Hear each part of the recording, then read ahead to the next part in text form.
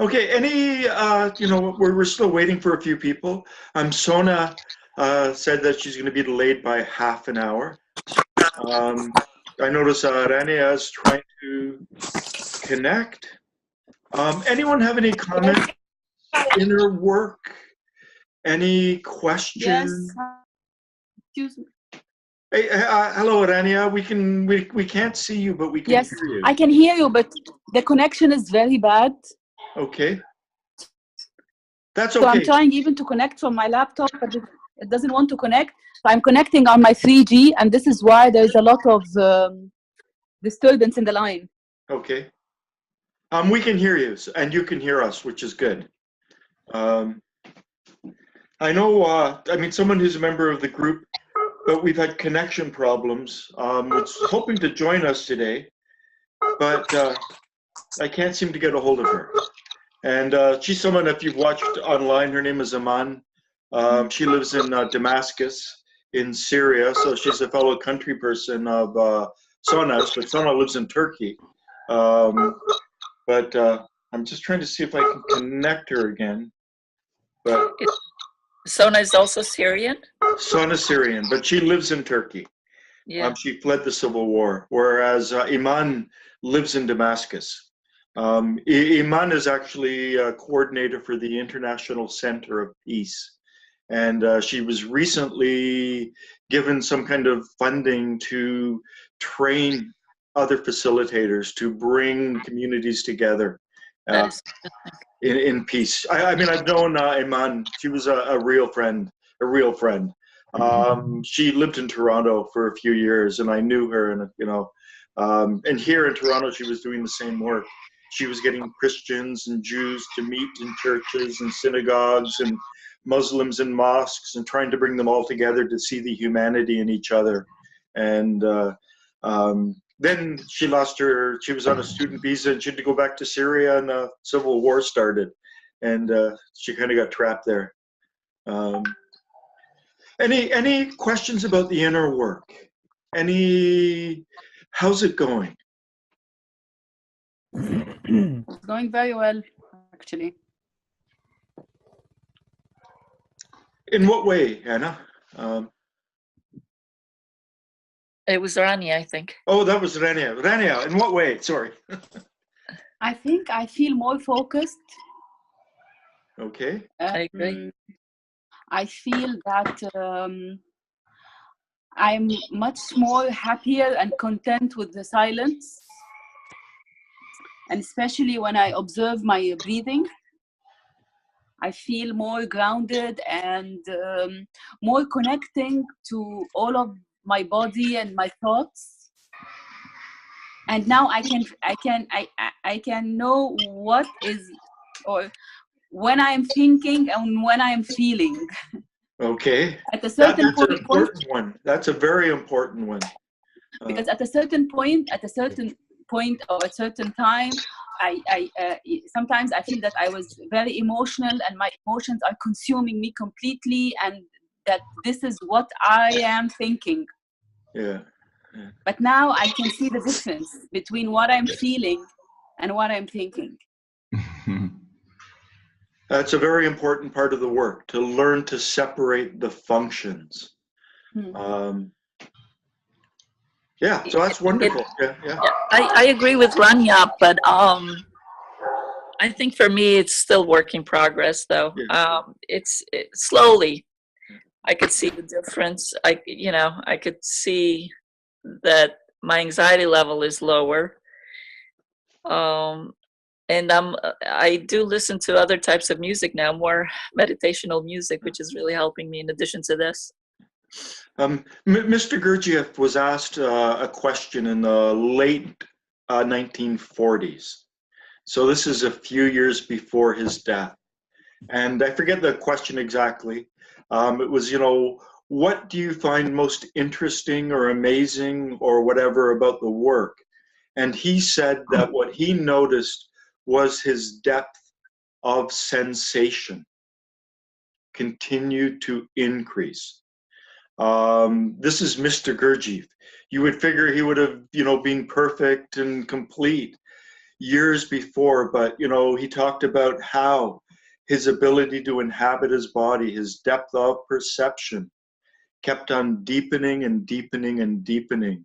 So in a sense, the work never ends. He implied that when we finally graduate from the human earth body school, we then move to another level where we continue doing work on ourselves and work for the universe. But that's a long way off. But he said it's like this evolving chain that continues moving upwards.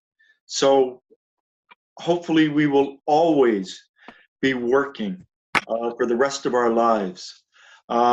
Movements. Unfortunately, it's something I can't teach. I only took movements for 1 year when I was 49. But the thing about movements, the instructor said that even the best students in movements have to find that line between where they're competent and where they're incompetent.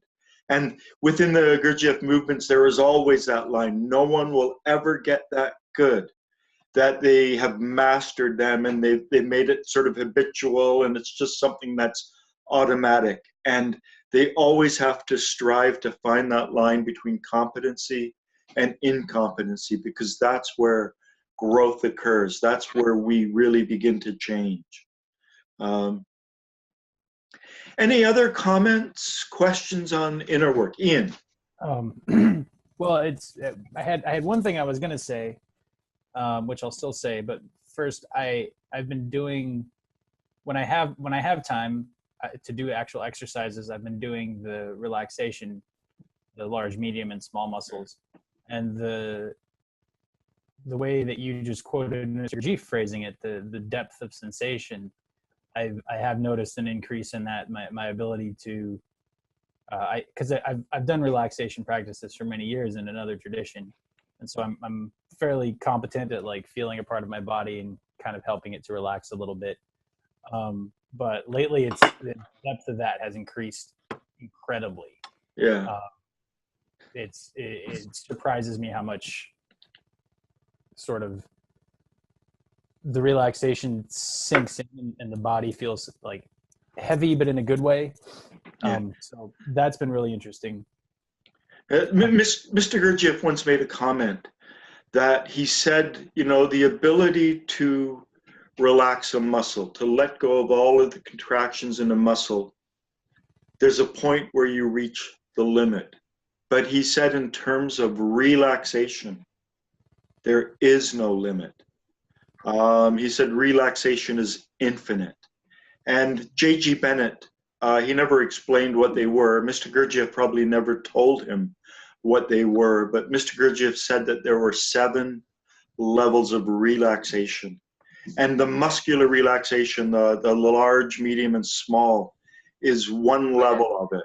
And J.G. Bennett implied that there's a relaxation of the nerves, there's a relaxation of deeper and deeper and deeper parts. So it's like an onion. And as you peel away the layers, the relaxation deepens. Now, in terms of the large, medium, and small muscles, this was going back to Paris in the, I believe it's 1943, in those meetings, where he told one of the students there that, relaxing the large muscles are easy, relaxing the medium muscles are a little difficult, but it's very hard to relax the real small muscles. And that's where the real work is required in terms of the 3 levels of relaxation. And I remember when I came across a similar passage years ago, I went to anatomy books and not books, but online and anatomy programs. And I tried to figure, well, what's the largest muscle in the body? The gluteus maximus, our buttock muscle, and and then later on in Paris meetings, 1943, in a meeting, he said the large muscles are the ones we relax first. And the medium muscles are the ones we relax next. And then the small muscles, if we can get past both of those, we can relax those muscles. And that's where the real work is at the present moment, to get those small muscles relaxed. But we can only do it by relaxing the first 2. And then according to J.G. Bennett, perhaps we would move on to nerves, or, you know, maybe the heart and the bloodstream, and different parts of the body. 7 levels of relaxation. The muscles are just one. So any other questions, comments on inner work? There was another thing I was going to say. Sure. That, not the decision exercise, but out of the decision exercise, I started to try and put my pants on left leg first. And it's been really noticeable how, like, you know, I'll reach for the pants. I'll be like, okay, I'm going to left leg first. And I go to put them on and the right leg goes in. And I'm like, I was just thinking about it. What, you know, and noticing how much my thoughts and my actions are disconnected. I can be thinking I'm going to be doing the left leg. And if I'm not really actually paying attention to the body as it's moving and holding that thought at the same time, the right leg's still going to go in. Yeah. And it's just been really enlightening how disconnected that is. Yeah. That's actually a classic example of the fact that we have a head brain, a body brain, and a feeling brain. And part of the body brain is the moving instinctual center. And the moving part of the body brain is responsible for walking, putting pants on. It's learned movements. A baby doesn't know how to put pants on. If you brought someone, you know, out of the jungle wearing loincloths and gave them a pair of Levi jeans, they probably would have a real problem putting pants on at the start, until the body muscles and the body memory, the body brain remembers it. So it sounds like with your head brain, you're aware, I'm going to do it. And then the last minute, the body brain comes in and takes over and short circuits the process. Now, this is a neglected point in the decision exercise. What is your punishment? And the punishment, Mr. Gurdjieff, should be directed at the body, making the body do something. What is your punishment for? So I figured it should be something with the legs. So I lock my knees in and I stretch because I have really tight hamstrings. Normally when I'm stretching the hamstrings, I go kind of gentle and slow and I try and breathe. And as a punishment, I do 3 sets of just like getting it to the point where it's painful and holding it there and holding my breath until there's some kind of a response from the body of like, and I'm like, okay, I stand back up. And the whole time I'm thinking, you know, remember the pants. I get back up, I do it again. Get back up, I do it again. Maybe change the punishment. I mean, one of Mr. Gurdjieff's aphorisms, which is not fully explained, do what it does not like. And the it is the body. And what he says is that most people are not aware of how much our bodies control us. And our bodies are sort of the animalistic self. It's a very mechanical part of us. And the body has its own ways of doing things. And we've got to learn how to discipline and control our body, to take control of our body through the use of our intention. And so we've got to begin to discipline it and bring it under control. I would suggest that, you know, maybe change your punishment or maybe increase it. Maybe the body's going, hey, I like this stretching. This is really good for me. You know, this brings me whatever. I'm not sure, but that would be my, you know, just off the top of my head, my recommendation that if you keep on, at the last moment, the body comes in and hijacks it, and it puts in that automatic subroutine, that learned motor skill, that behavior of putting your pants on. The body is somehow going, ha, ha, ha, ha, ha. And you need to gain control of the body a little bit more, and just, work with that. See if doing something else will bring it in line. You.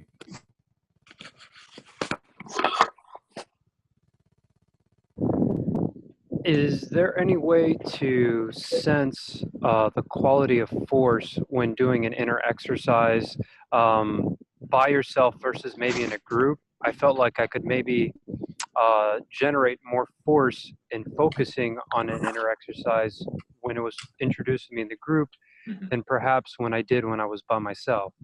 Yeah. Can you explain what you mean by force? Sensation, intensity of the sensation. I mean, there is a certain synergy and a certain energy that comes within a group. And, if you've been in meditation circles and things like that, it makes it much easier. In terms of mindful awareness, I mean, this is what we're talking about. We're talking about bringing our awareness back into this moment, which would be back into our body in this moment. And there's a certain entrainment quality, an entrainment is when you have two tuning forks and you hit one and they're tuned to the same frequency, and without touching the other tuning fork, it begins to resonate. Or if someone, plays a trumpet beside a piano, some of the strings begin to resonate with the sound. And we have this resonant entrainment quality about us. So when you do this with a group of people, there is that resonant entrainment quality. But the group of people and doing it in a communal setting is really like a training wheel. It teaches us what to do. It shows us what to do. It gives us that added force, that added ability to do it. But ultimately, we've got to persevere. It's something that we have to do here and now, wherever we are. The most important thing we can do is to sense our body as often as we can throughout the day. This is just preliminary because this leads to even more refined abilities, but to fully inhabit our body is really important. And the other thing about, all of this is that we are three-story beings. So we're not three-story beings, we're actually multi-story beings, but we live in the top 3 stories of our massive apartment complex, so to speak. And for a normal person, the upper floor is the level of personal consciousness, using Mr. Gurdjieff's term, or mindfulness. The middle story is the mechanical level. It's where we exist as automatons and machines. And then the lower level, the basement, is actually where we feed the moon. That's where a normal person connects with world 96 at the level of the moon. And the moon is, this is the rage and the real blind homicidal emotions and the lose-it emotions, the absolute lose-it terror, the lose-it anger, stuff like that. But we have to work 2 different ways. We've got to work by pulling ourselves up from the top. So we've got to work on the mindfulness. We've got to work on continually stretching our ability to be mindful. Some liken mindfulness and this awareness, such as sensing the body, is like a muscle. The more you work it out and the more you go to the gym, so to speak, the stronger the muscle gets and the easier it becomes. But that's working on the problem from the top side.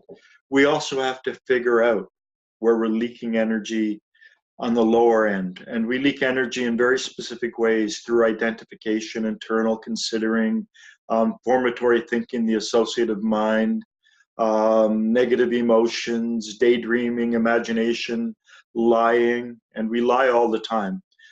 We just often don't realize that we're lying when we speak as if we know things that we can't possibly know. And I always forget the next one. So, and so we've got to figure out where we're leaking the energy at the lower level. And if we can start to plug that energy and Blocking the energy? I'm sorry. I didn't mean to cut you off. if we can start to fix ourselves at the lower level, we free that energy for inner work at the higher level. And the thing is, a normal person, the 3-story being, the lower end is world 96, the middle is world 48, the mechanical realm, the higher is the mindful realm, personal consciousness, world 24. But we can move up a level so that our lower level then becomes the mechanical level, and we're centered in the mindful state. And at the highest level is the level of conscious awakening.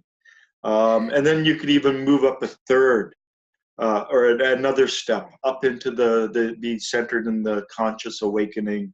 And then mindfulness is at the lower level, and something even higher is at the higher level. So it's this movement upwards, and it's all related to the transformation of energies, and it's all related to figuring out where we are leaking that energy that really should be used for higher work. Mr. Gurdjieff says that at nighttime, we accumulate all the energy that we need to do the inner work throughout the day, and then we just dissipate it. We just waste it. And this is why it's also very important to do inner work in the morning.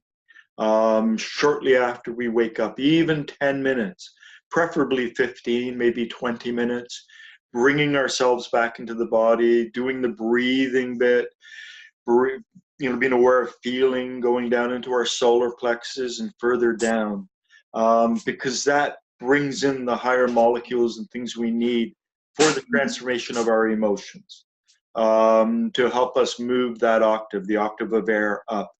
And when we do the inner work in the morning, if you don't do inner work in the morning, and you can experiment, a day or 2 days or 3 days, do not do any inner work in the morning. And then for a few days, do inner work and notice the effect.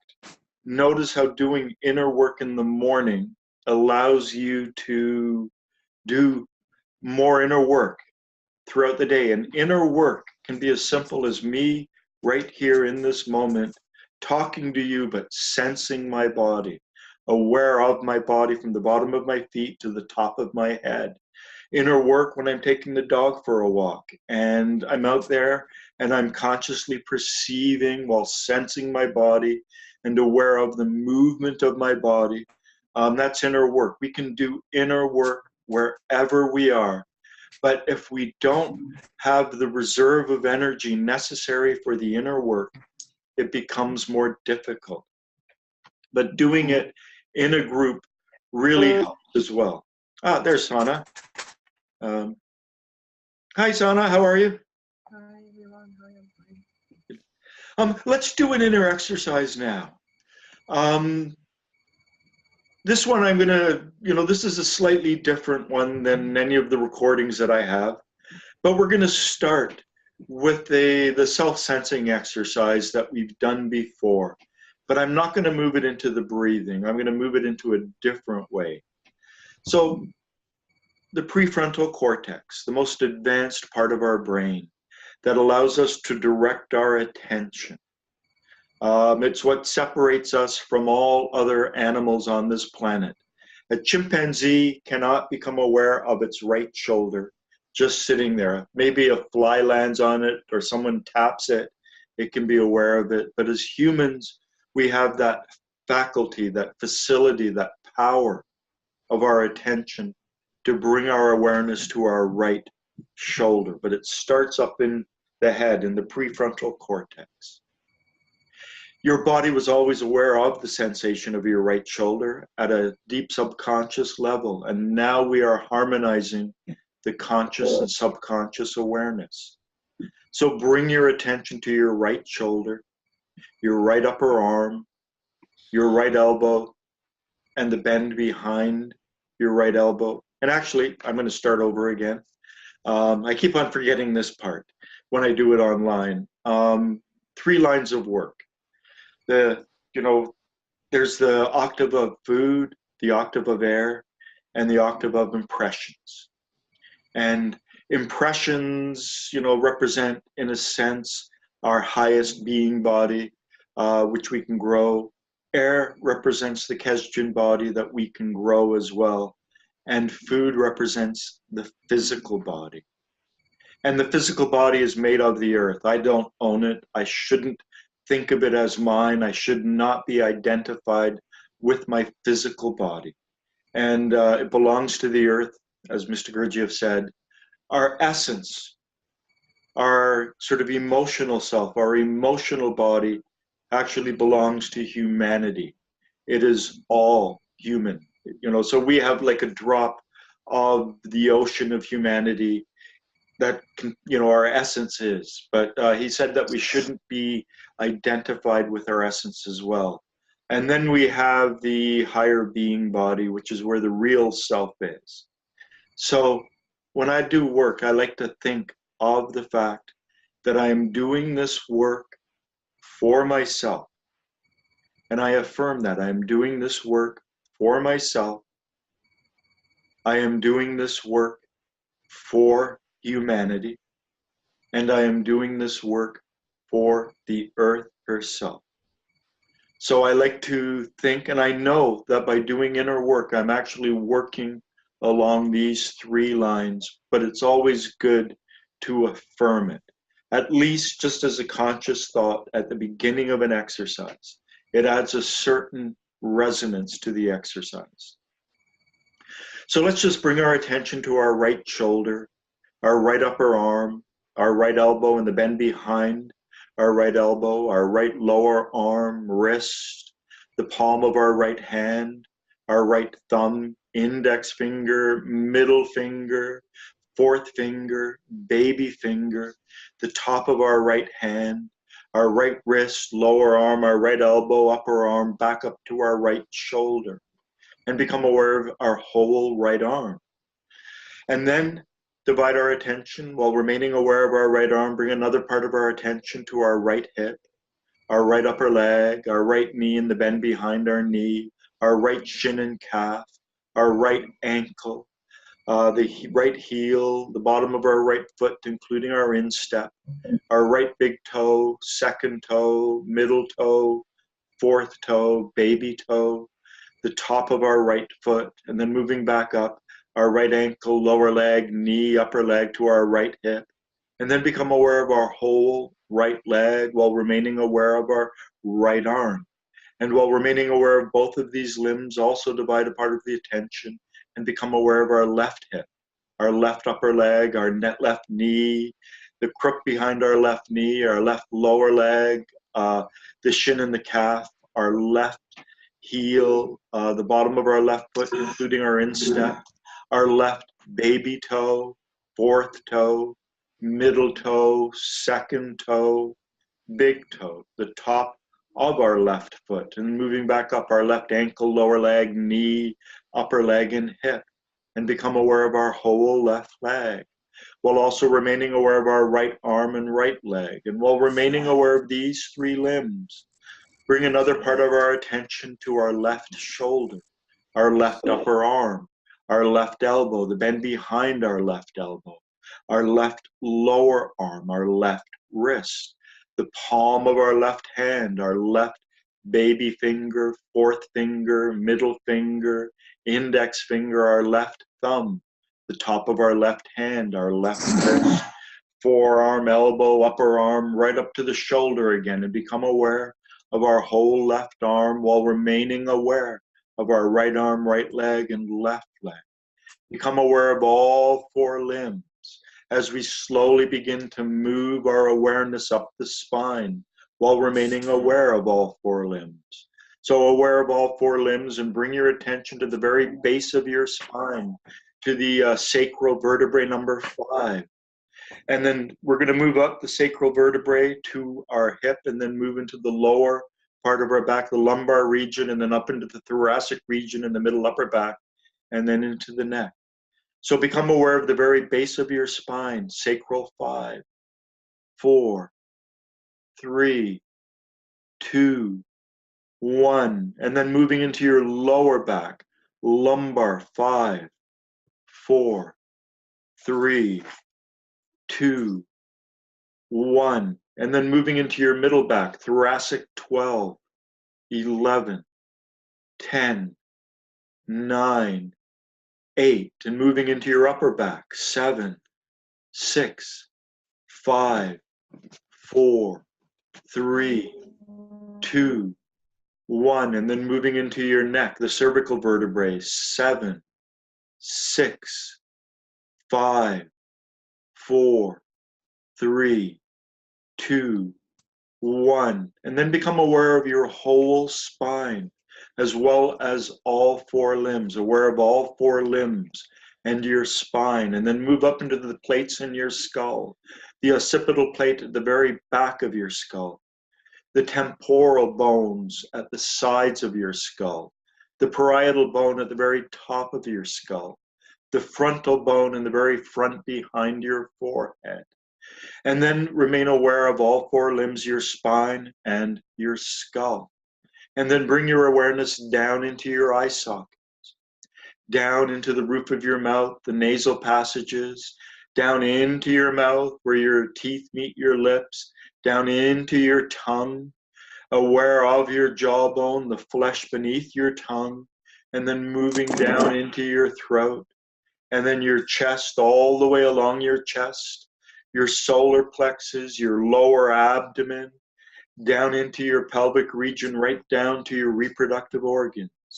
Aware of all 4 limbs, your spine, your skull, the bones in your face, your jaw, throat, chest, solar plexus, lower abdomen, pelvic region, right down to your reproductive organs. Develop the sensation of yourself. Be aware of yourself, your whole self.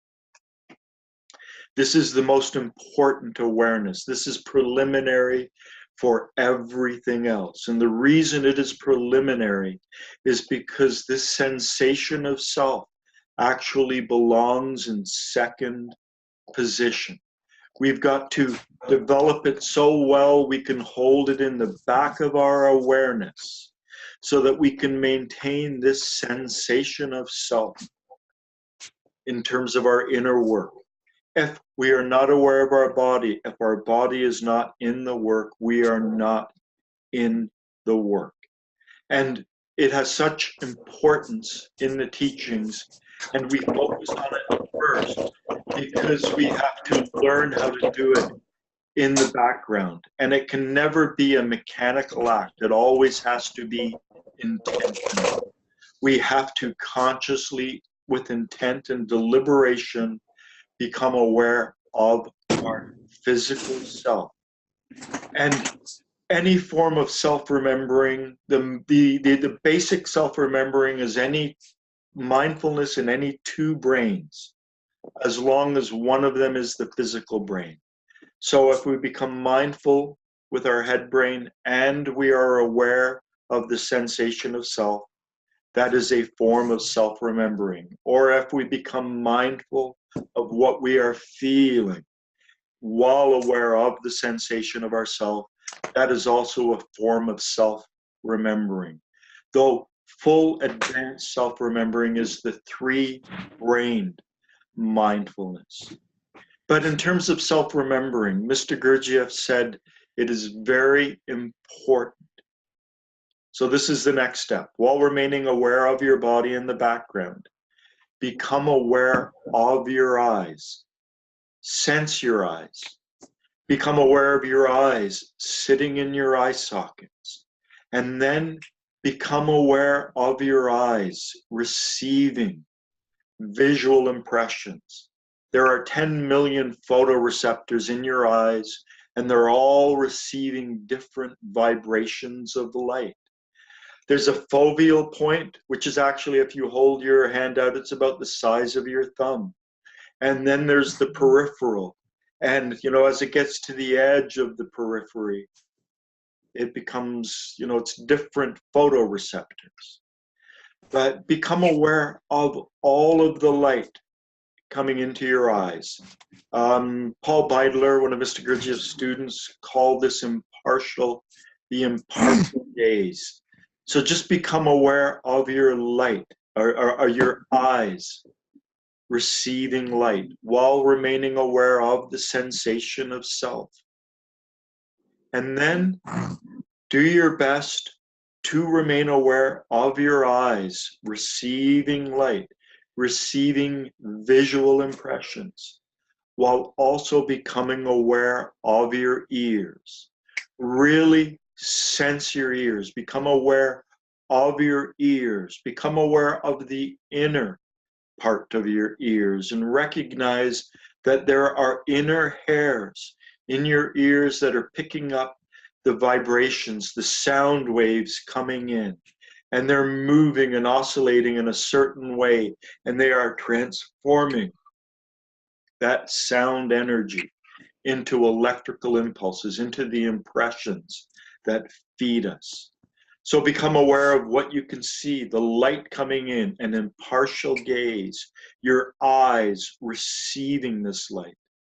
Then become aware of your ears, that impartial hearing, the sounds perhaps around you, maybe even the sound of your own breathing or the sound of my voice.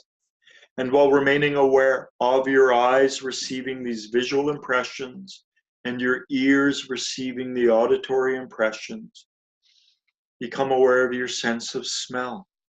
Perhaps smell your own body odor, or if there's anything around you that's distinct, become aware of the smell. Become aware of your nose.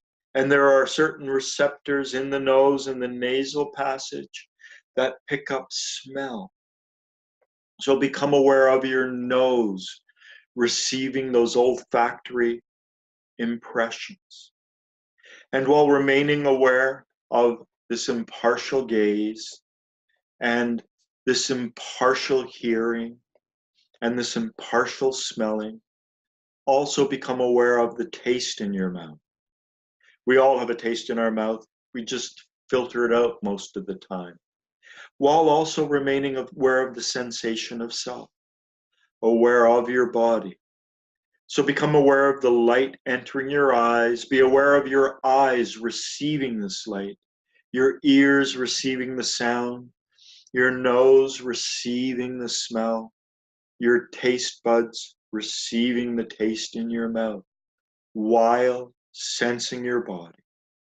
The impressions that we receive, these perceptions, consciously or mindfully looking, listening, smelling, tasting, are actually supposed to be in first position. They are where we receive impressions, and the sensation of self is there in the background. And this, even though it's a very advanced exercise, is basic self-remembering. Now we can strip it down even more, and you could just become aware of what you are seeing and your eyes receiving impressions while sensing your body, or just become aware of what you are hearing while your ears receive sound impressions while sensing your body, or smelling or tasting while sensing your body. That's an even more simplified form. But we want to do more and more and more complex exercises. We want to find that line between where we can do it and where we are floundering, and continue to push that line further and further. I'm not going to go into it now, but the full self-remembering is to be consciously perceiving with our eyes, ears, nose, and taste buds, while sensing our body, while breathing in a tiny dollop of joy and becoming aware of a highly refined emotion within ourselves. And this is where the breathing exercises come in good, because they help the octave of air transform those higher energies.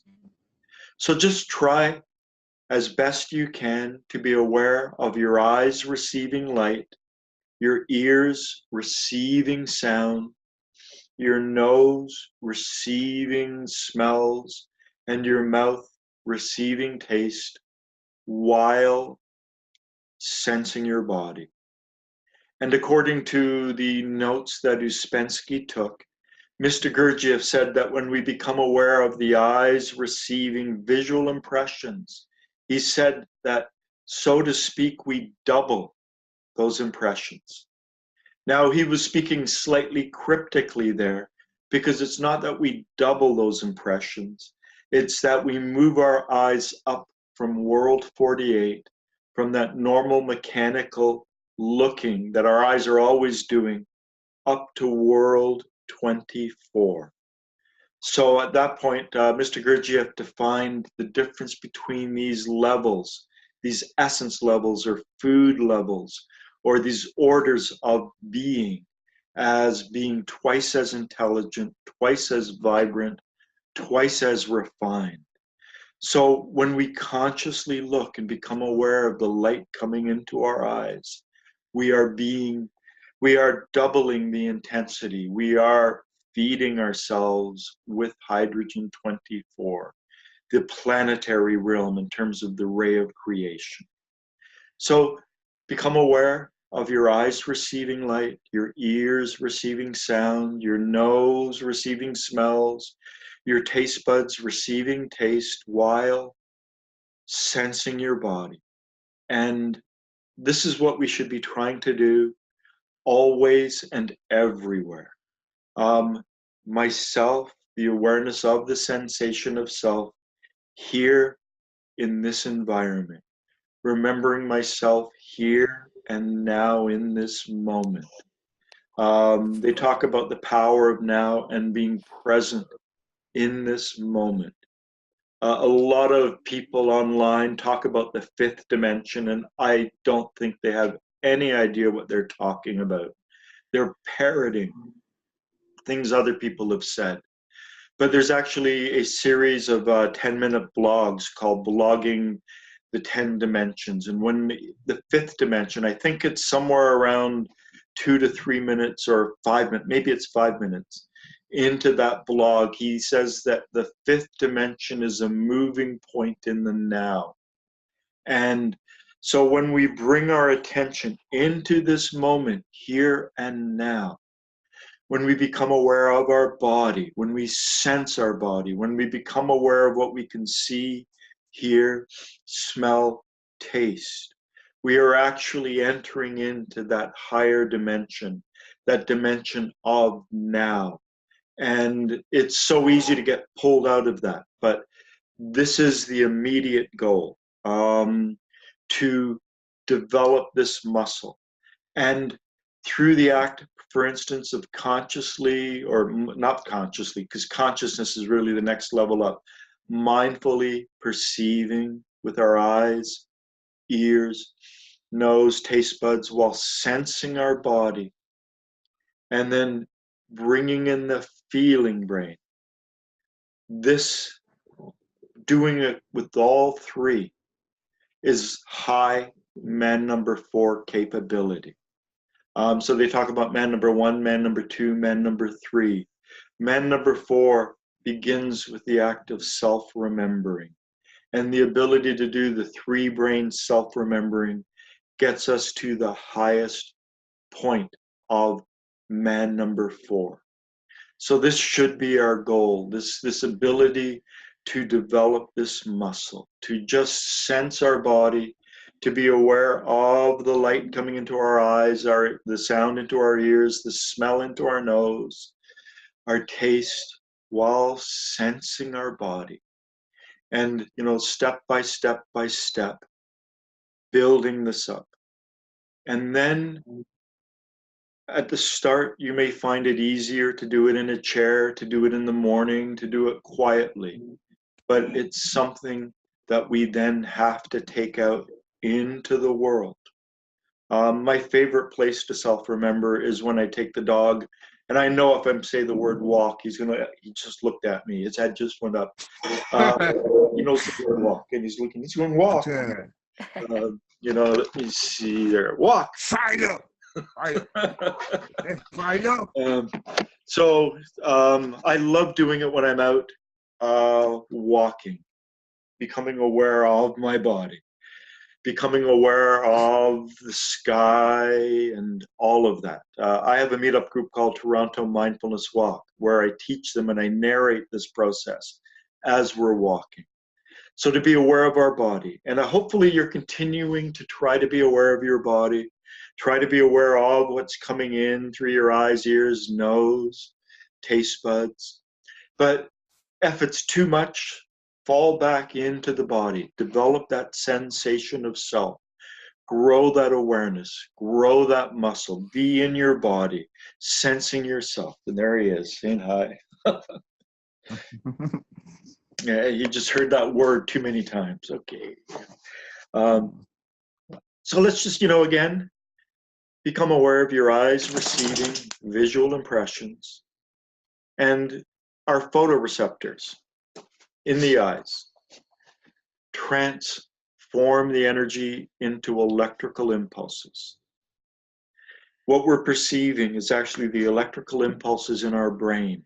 And it's this transformation that feeds us with impressions. Our ears also, the sound gets translated into electrical impulses. Our nose, our taste buds. So become aware of the impartial gaze, the impartial hearing, the impartial smelling, the impartial tasting, while sensing our body as one organic whole. And build this muscle, work on this muscle. It's very important. A lot of traditions, particularly the Buddhist tradition, they teach one-pointed mindfulness. For Mr. Gurdjieff, it was all about building up more and more and more and more layers of mindful awareness. One of his students, Willem Nyland, really stepped on the word simultaneity. And I have expanded it to kind of explain it, and I call it the simultaneity of mindful perceptions. What can we become aware of simultaneously here and now in this moment? Well, our vision, our hearing, our smell, our taste, the sensation of our body, and our feelings are all different layers of perception. And the more they all align here and now in this present moment, the more real we become. And as the title of one of Mr. Gurdjieff's books, even though he didn't write it, it was compiled after his death, life is only real then when I am. This is how we make ourselves real. So just bring yourself back to your visual, auditory, olfactory, gustatory impressions while sensing yourself, sensing your body as one organic whole. And then just allow your attention to rest and become aware of the fact that as the earth has an atmosphere, we too have an atmosphere that surrounds us. Become aware of this atmosphere around us. Become aware of the border of this atmosphere and keep it about a meter, meter and a half. And try to keep your atmosphere calm, still, tranquil. And the way we do that is by keeping our mind calm, still, tranquil. No associations. Try to keep it from thinking those associated thoughts. Keep your mind tranquil. Keep your sensations tranquil. And keep your feelings tranquil. Keeping that atmosphere tranquil and collected. And some of the inner work that we did today is contained within our atmosphere.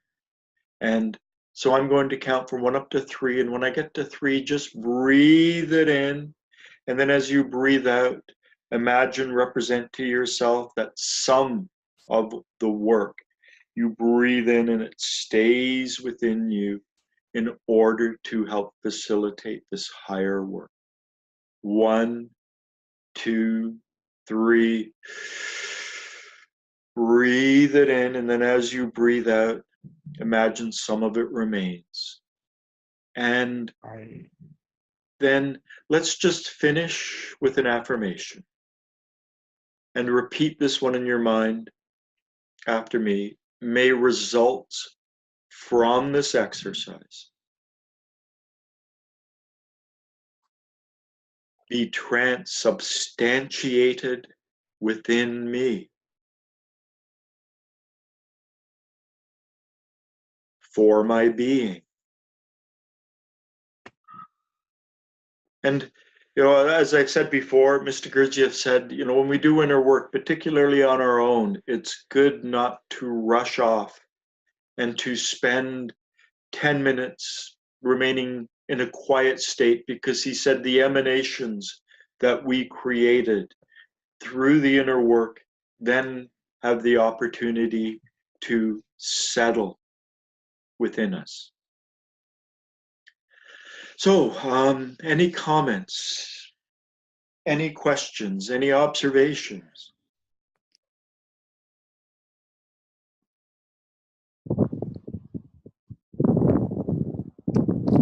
I don't want to sound like a lunatic, but doing the inner work, I feel like a warm sensation in my mid back, and when reaching the head, almost like noticing saliva is more nourishing, and the glands in the brain too. I don't think that's a lunatic comment, but I think it's an interesting comment. You haven't done Gurdjieff inner work, but you were involved with Zen. Yes.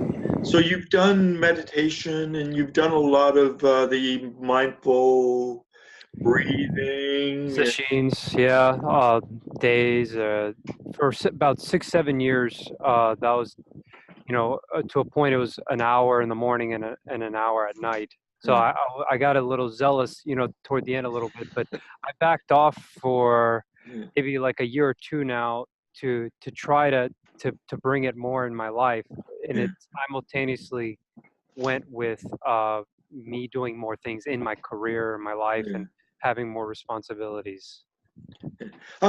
You do some kind of, I forget what it was, body work? Yes, I do. Yeah, structural. Structure. The cranium, mobilizing cranial bones, and myofascial releases in the body. Is it like Rolfing?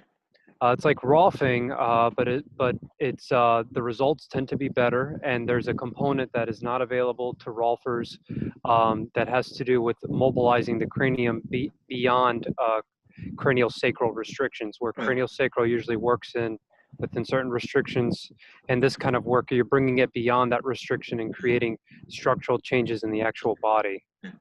I mean, as a practitioner, you have a wonderful opportunity to do inner work when you are working with clients. If you're thinking about the TV show you saw and the argument you had when you're working on them, you're not really working on them. Right. You've got to be present in this moment. So it's the same with me. Even though I'm a hypnotherapist and talking a lot and everything, I've got to be present. The more present I am, the more effective I am. And so you have an advantage by doing that, by really coming into your body. And the awareness of the heat in your lower back, is it where your kidneys are? No, it's above it. It's in my thoracic, almost behind the diaphragm, and it's warm. And then up, what's it up into the head? And the head, it's in the brain, the glands. What do you mean by the glands? Pineal, hypothalamus. Oh, the pineal? Okay. Yeah, kind of. And I feel like it's connected to the saliva, to the actual salivation process. Okay. Yeah.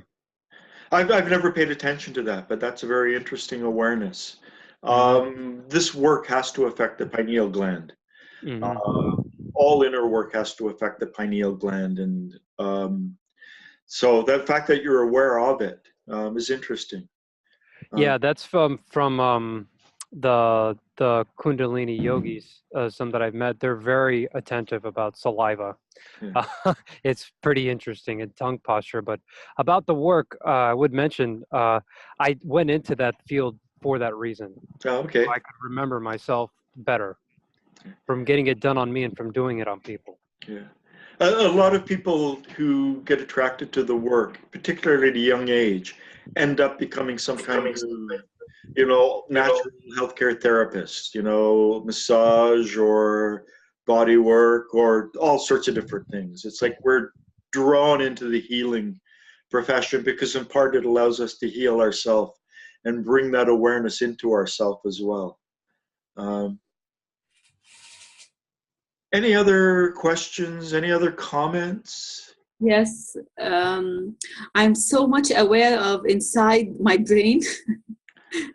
Inside your My brain. brain, okay. I feel that I can feel inside my head. And actually, when you said you were a hypnotherapist, you have a very distinguished and deep voice. And somehow it affects me, not in a bad way. Yeah. I've developed this over 30 years, but yes, I do. And when I listen to you, I like it because in a way, it makes me feel calmer. And when you say you can access this finger, I can literally go to this finger of this toe. Yeah. And so I feel I'm more aware of my body. And maybe you should give us a hypnosis course as well. Because Yeah. Hypnosis is very interesting, and a lot of it's with voice and voice modulation and not speaking normally, but speaking with the rhythmic quality. And so doing the inner work, become aware of your right shoulder, your right upper arm. There's actually a wave-like quality to my voice that has a hypnotic element to it. That allows us to access a deeper part of ourselves. So, okay. And you mentioned fingers and toes. Yes. This one we seem to be focusing on inner work. Mr. Gurdjieff said that we receive energies from the universe. There's something called the 4 ideals exercise. I'll go into that in some later meeting. But, he said, perhaps imagine Jesus above Jerusalem, Muhammad above Mecca, the Buddha above India, and Lama above Tibet. And each one of them, we go to not quite where they are, but to the level below them. And we receive the influences of each one in a particular limb. But he said that we receive impressions through our hands and our feet. And we receive them through our fingers and our toes. So they don't really say why, but a lot of people in the Gurdjieff movement say it's very, very important to learn to sense each digit individually.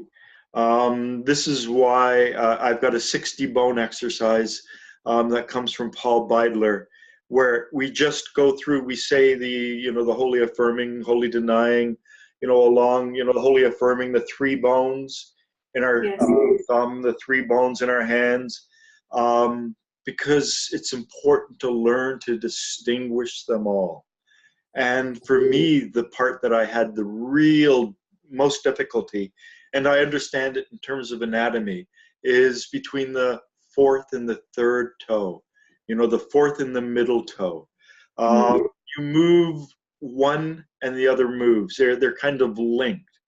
But we have to learn to consciously differentiate the sensation of our baby toe, our 4th toe, our middle toe, our 2nd toe, our thumb. So this is all very important. Just so when I'm narrating it and going through, it's wonderful that you're able to differentiate. This is a preparation for more advanced work, to be aware of these receptors, so to speak, of a higher energy. Any other questions? Any other comments? There were a few moments during the exercise where I noticed that I was able to hold the sensation of self, the body, and tune into the present moment, and the sensation in the body seemed to ramp up. More electrical, kind of a buzz, and then I would lose it. So maybe I would lose the sense of the body, and the buzz would go away, or I would have not really be tuning into the visual or the audio. It's sort of almost an echo of it. And I would lose that. But that was really interesting. In the past, when we've done this, and when I've done this,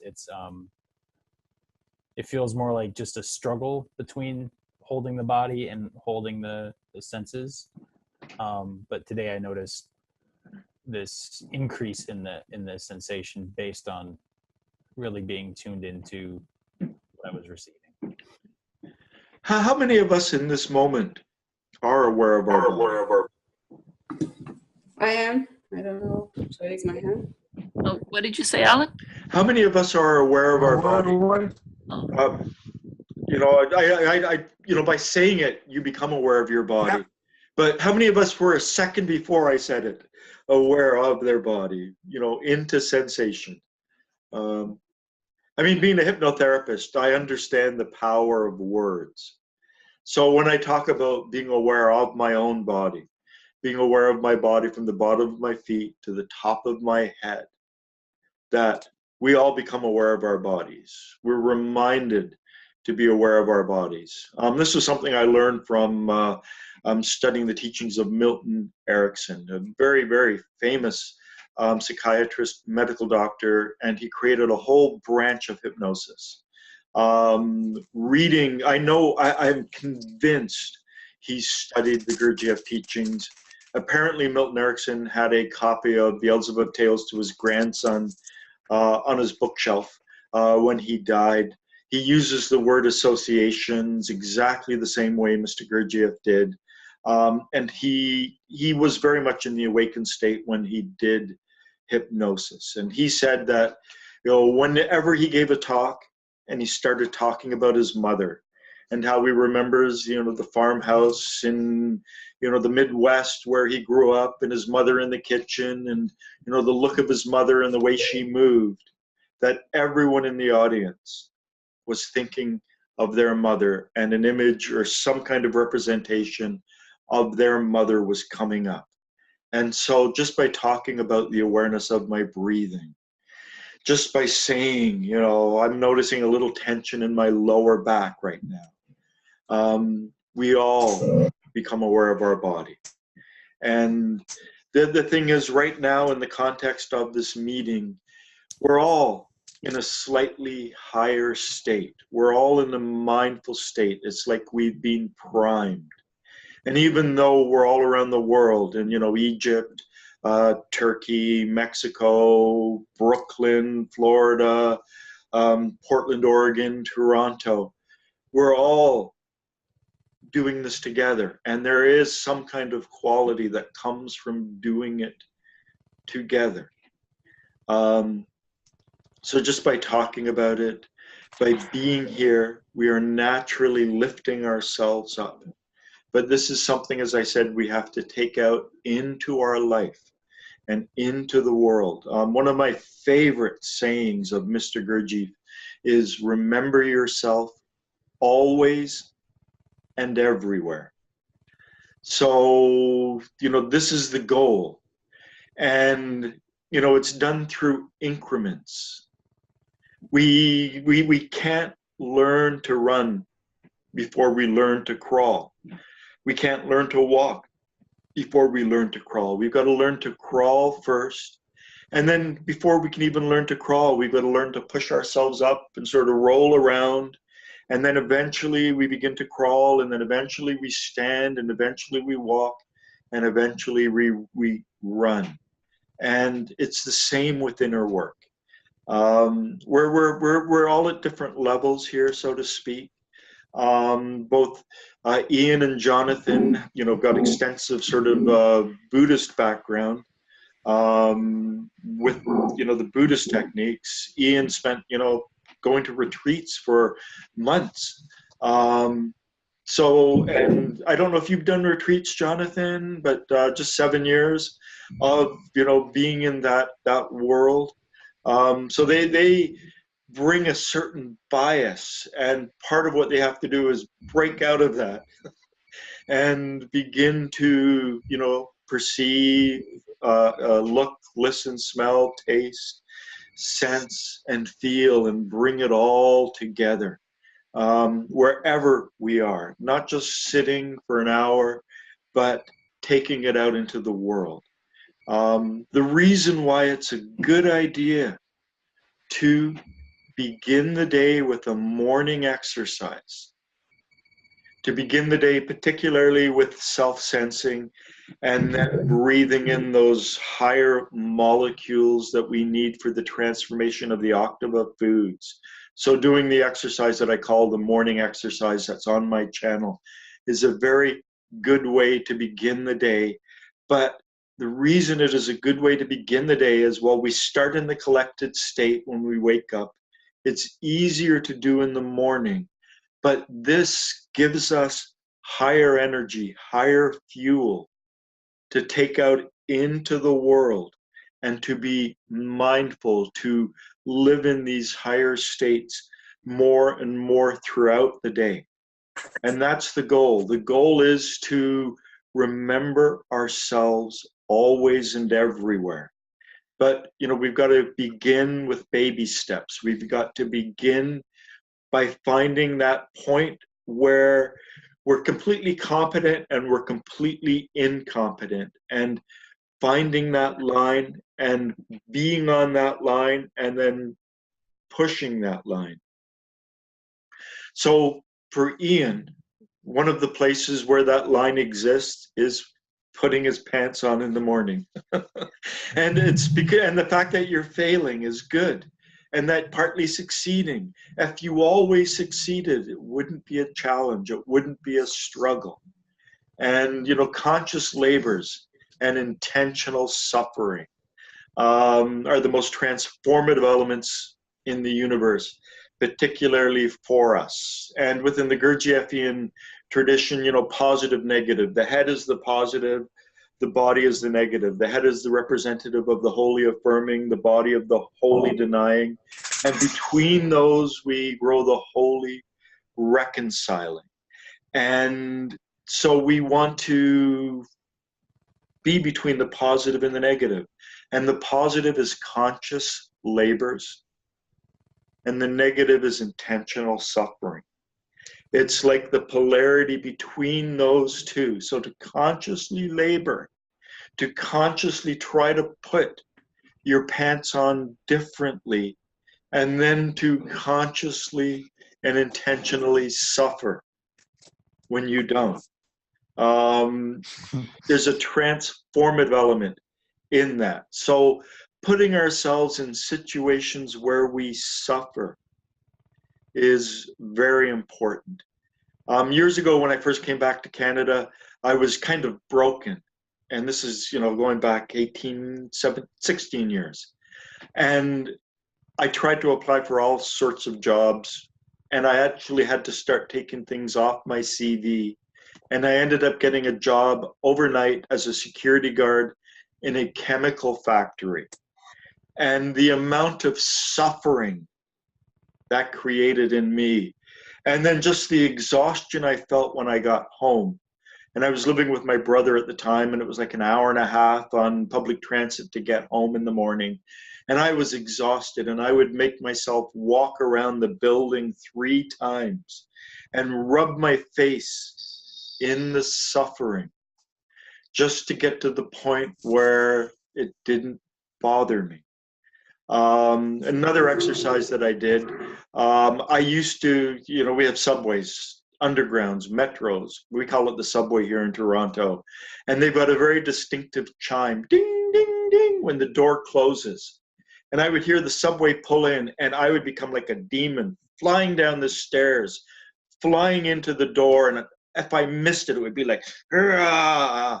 And so what I did was I would fly down the stairs, I would get onto the platform, and then I would let the door close. in front of me and I would catch the next train. And the suffering, and I got to the point where it didn't bother me anymore. So I gave myself all these little tasks to increase my suffering. And that's actually, on one level, it's a conscious labor. To do that, I have to consciously say, no, I'm going to stand here and let the door shut. And I would do that for the bus as well. I used to run for the bus, and then it would just pull out. And I would run for the bus, and then I would let it go away. And, you know, at 7 in the morning or 8 in the morning on a Sunday morning when it's minus 15 degrees outside, and the next bus is 15 minutes. There's a degree of suffering involved in that when you're dead tired and you just want to go home and go to bed. And, you know, to find these places where we can create this friction in our lives and to increase the friction. And we can, you know, where our negative emotions lie. You know, if we get angry, I mean, for me, it was impatience. Impatience is a form of anger. So where I would find my impatience boiling over, so to speak, that's where I had to rub my nose the deepest in that so that the impatience was diminished. So whatever our negative emotions are, you know, anger, fear, or despair. You know, anger is the opposite of love, which is more cerebral, more head brain. Fear is the opposite of peace, which is more body brain. And despair is the opposite of joy, which is more feeling brain. And to focus on where we notice our negative emotions, where they are most pronounced. What is it? For me, impatience was a big one. And the struggle to grow patient.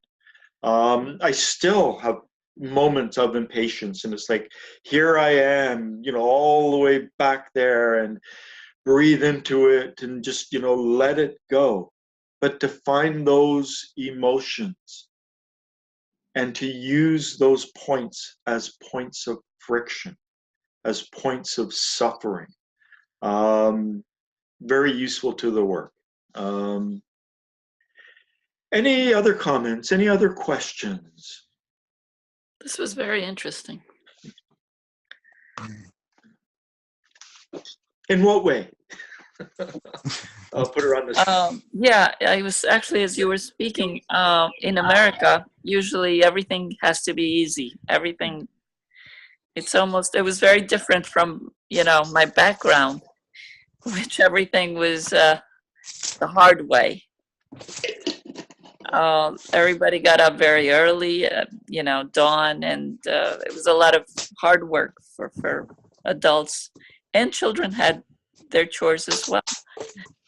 Whereas in America, everything was, you know, people were isolated, but everything was easy. Even school, everything is pretty much, you know, it was given to you. You didn't have to really try hard. And then you become lazy, I think, as a result too. Yeah. So. Well, I mean, you know, when your ideal is the pursuit of happiness, that's inevitable. Mr. Gurdjieff, you know, subtextually in Tales, had a lot to say, not just about America, but about the whole issue of human rights, because human rights should be balanced with human responsibilities. And if you just focus on the pursuit of happiness, you completely blind yourself to the transformative power of suffering. And so, you know, designed to make life easier and easier. And, you know, on Facebook, people post, you know, little videos or pictures of these machines that take away a lot of the drudgery of life. And I'm thinking, no, the drudgery of life is important. It's important. You know, I don't have a dishwasher. I wash my dishes.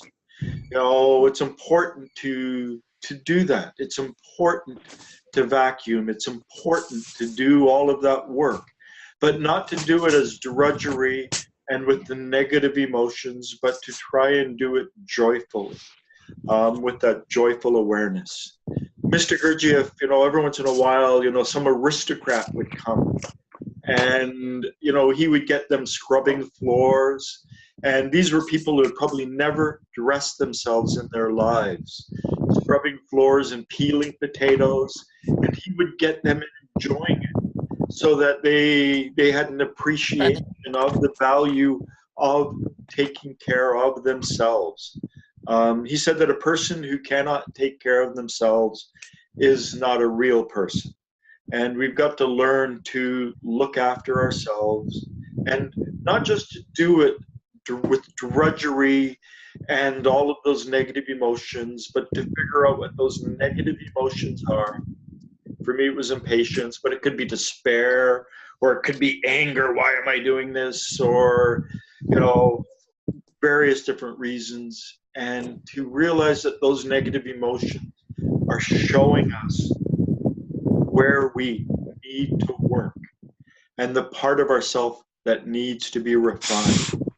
Now, the thing about negative emotions is they occur in world 48, the mechanical realm, the habitual realm, and in world 96. In world 96, they're like the homicidal emotions, or the emotions that want us to just disappear and annihilate ourselves, or the fear. So when they're in those lower levels, we are unable to be reflective. We don't have that higher energy with them. And so they show us where we're leaking, where we're broken. And we've got many of these emotions.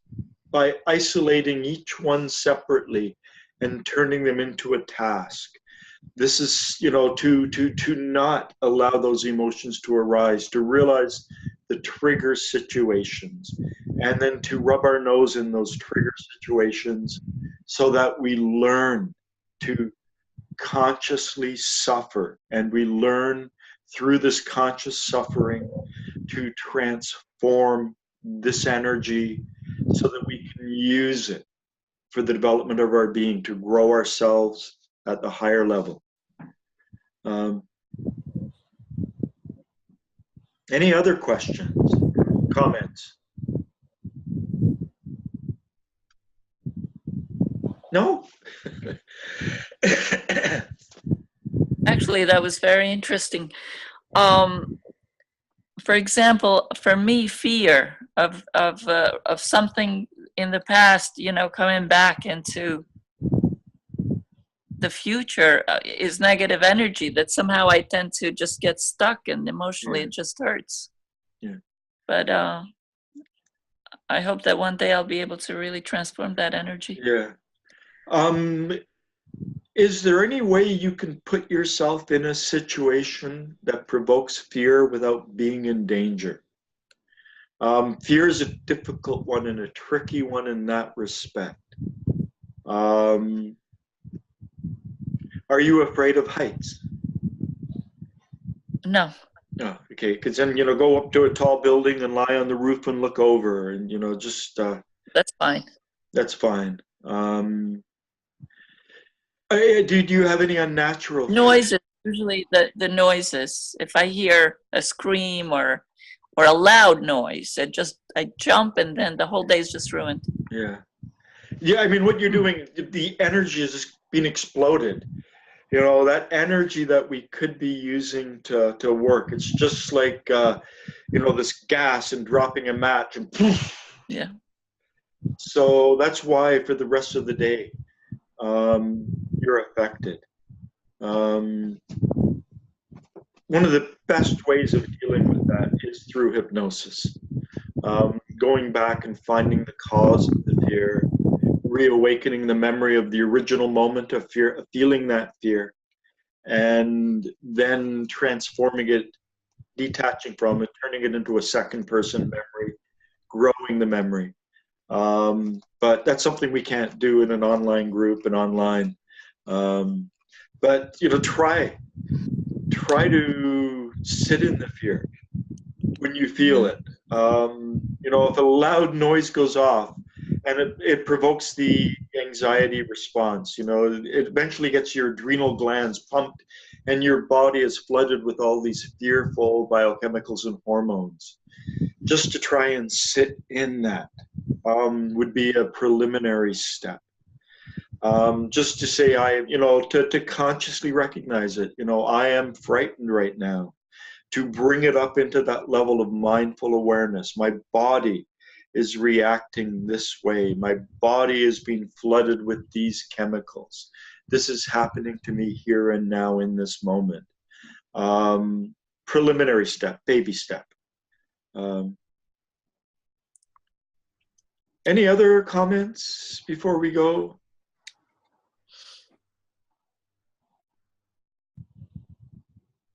No, okay. It's almost noon. So thank you all for coming, and keep up next week at the same time. So, this time, now that we've moved back into daylight savings time, I think actually in Turkey and Egypt, it's different, and also in Colombia, it's different. But for the rest of us, it's all the same. It was 10:30. How's the weather in Turkey, Sana? It's a little bit more warm now, but I think it's gonna get colder. It's gonna get colder? Yes, but now it's warm.